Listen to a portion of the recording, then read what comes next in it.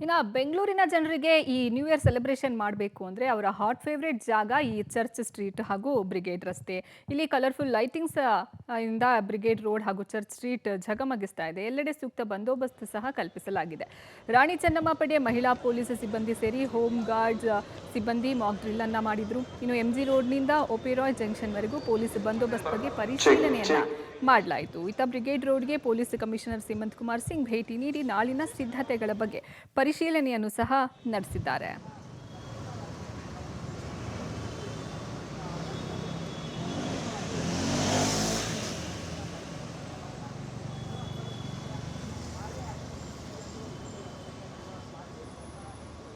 ಸೆಲೆಬ್ರೇಷನ್ಗೆ ಬೆಂಗಳೂರು ಸಜ್ಜಾಗಿದೆ. ನಾನೀಗ ಬೆಂಗಳೂರಿನ ಬ್ರಿಗೇಡ್ ರಸ್ತೆಯಲ್ಲಿದ್ದೇನೆ. ಬೆಂಗಳೂರಿನ ಬ್ರಿಗೇಡ್ ರಸ್ತೆ ಹೇಗೆ ಜಗಮಗಿಸ್ತಿದೆ ಅಂತೇಳಿ ತಾವು ಗಮನಿಸಬಹುದು.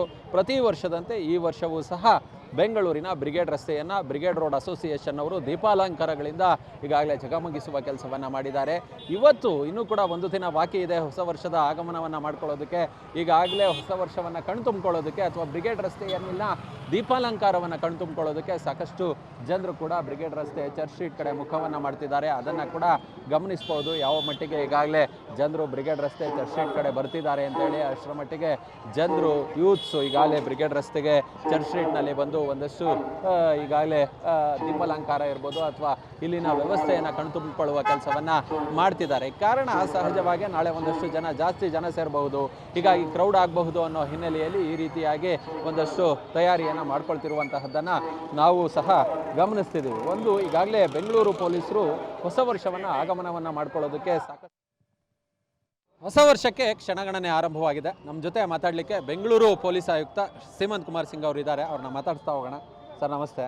ಹೊಸ ವರ್ಷಕ್ಕಾಗಿ ಎಷ್ಟು ಜನ ಸೇರಬಹುದು, ಎಸ್ಪೆಷಲಿ ಈ ಬ್ರಿಗೇಡ್ ರಸ್ತೆ ಚರ್ಚ್ ಸ್ಟ್ರೀಟು ಮತ್ತು ಒಪೆರಾ ಜಂಕ್ಷನ್ ಹೌಸು ಈ ರೆಸಿಡೆನ್ಸಿ ರಸ್ತೆ ಈ ಭಾಗದಲ್ಲಿ ಎಷ್ಟು ಕ್ರೌಡ್ ಸೇರಬಹುದು ಅಂತೇಳಿ?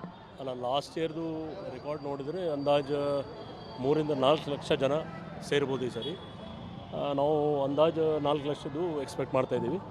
ಇಲ್ಲಿ ಮ್ಯಾಕ್ಸಿಮಮ್ ಜನ ಇಲ್ಲೇ ಸೇರ್ತಾರೆ ಇದೇ ಪಾಯಿಂಟಲ್ಲಿ. ಸರ್, ಯೂಶ್ವಲಿ ಬಂದಂಥ ಹುಡುಗರೇನಿರ್ತಾರೆ ಬಾಯ್ಸು, ಅವ್ರು ಹೇಗೋ ಮನೆ ಸೇರಿಕೊಳ್ತಾರೆ. ಹೆಣ್ಮಕ್ಳ ರಕ್ಷಣೆಗಾಗಿ ಬೆಂಗಳೂರು ಪೊಲೀಸರು ಯಾವೆಲ್ಲ ಕ್ರಮಗಳನ್ನು ತೆಗೆದುಕೊಂಡಿದ್ದಾರೆ? ನಮ್ಮದು ಏನು ಬಂದೋಬಸ್ತ್ ಸ್ಕೀಮ್ ನಾವು ಮಾಡ್ಕೊಂಡಿದ್ದೀವಿ. ಅದರಲ್ಲಿ ಮಹಿಳೆ ಸುರಕ್ಷತೆಗೋಸ್ಕರ ನಾವು ಆದ್ಯತೆ ಕೊಟ್ಟಿದ್ದೀವಿ.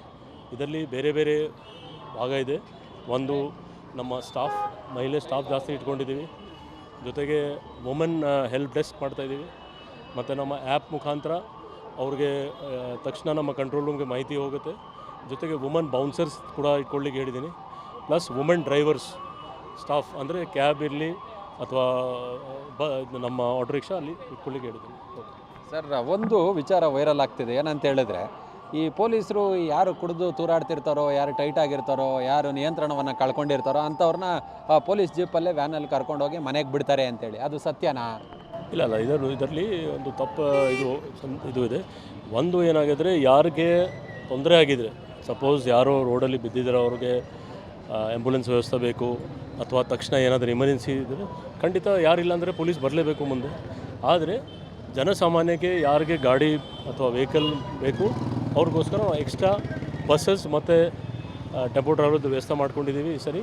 ಇದು ಮುಂಚೆ ಇರಲಿಲ್ಲ. ಇದು ಫಸ್ಟ್ ಟೈಮ್ ನಮ್ಮವರು 7 ಕಡೆ ಐಡೆಂಟಿಫೈ ಮಾಡಿದರೆ ಅಲ್ಲಿ ಮಾಡ್ತೀವಿ. ಸರ್, ಯೂಶ್ವಲಿ ನಾವು ಕಳೆದ ಕೆಲ ವರ್ಷಗಳಿಂದ ಈ ಬ್ರಿಗೇಡ್ ರಸ್ತೆ MG ರಸ್ತೆಯನ್ನು ನೋಡಿದಂಥ ಸಂದರ್ಭದಲ್ಲಿ ಈ ಕ್ರೌಡ್ ಏನಿರುತ್ತೆ ಅದು ಹೋಗಿ ಒಪೆರಾ ಜಂಕ್ಷನ್ ಹೌಸು ರೆಸಿಡೆನ್ಸಿ ರಸ್ತೆಯಲ್ಲಿ ಅಲ್ಲೇ ಒಂದು ಕಡೆ ಗ್ಯಾದರ್ ಆಗ್ತಾರೆ. ಯಾವಾಗ 12 ಗಂಟೆ ಮುಗಿಯುತ್ತಲ್ಲ, ಆ ಕಡೆ ಈ ಕಡೆ ಕ್ರಾಸ್ ಆಗೋಕ್ಕೆ ಹೋಗ್ತಾರೆ. ಆ ಸಂದರ್ಭದಲ್ಲಿ ಹೆಣ್ಮಕ್ಳ ಮೇಲೆ ದೌರ್ಜನ್ಯ ಎಸ್ಕೋದು, ಲೈಂಗಿಕ ಕಿರುಕುಳವನ್ನು ಕೊಡೋದು, ಇವೆಲ್ಲ ಸರ್ವೇ ಸಾಮಾನ್ಯ. ಅದು ಕೂಡ ನಾವು ಸಾಕಷ್ಟು ಬಾರಿ ನೋಡಿದ್ದೀವಿ. ಆ ರೀತಿ ಆಗಬಾರ್ದು ಅಂದರೆ ಯಾವ ಕ್ರಮಗಳನ್ನ ಜರುಗಿಸಿದ್ದೀರಿ? ಅಲ್ಲ, ಅದೆಲ್ಲ ನಾವು ಪ್ರೀವಿಯಸ್ ಇಯರ್ಸ್ದು ಕಳೆದ ವರ್ಷ ಅಥವಾ 2-3 ವರ್ಷ ಹಿಂದೆ ಏನಾದಲ್ಲಿ ಸಮಸ್ಯೆ ಆಗಿದರೆ ಅದು ನಾವು ಅಬ್ಸರ್ವ್ ಮಾಡಿದ್ದೀವಿ. ಅದು ನೋಡಿಕೊಂಡೇ ನಮ್ಮ ಆಫೀಸರ್ಸ್ ಅವರು ಸ್ಕೀಮ್ ಮಾಡಿದ್ದಾರೆ. ಸಾಕಷ್ಟು ಫೋರ್ಸ್ ಇದೆ, ಕ್ಯಾಮ್ರಾಸ್ ಇದೆ, ಮತ್ತು ಅಲ್ಲಿ ನಮ್ಮ ಸಿವಿಲ್ ಡ್ರೆಸ್ಸಲ್ಲಿ ಜನ ಇರ್ತಾರೆ, ಮತ್ತು ಫೇಶಿಯಲ್ ರೆಕಗ್ನಿಷನ್ ಕ್ಯಾಮ್ರಾ ಇದೆ ಅಂತ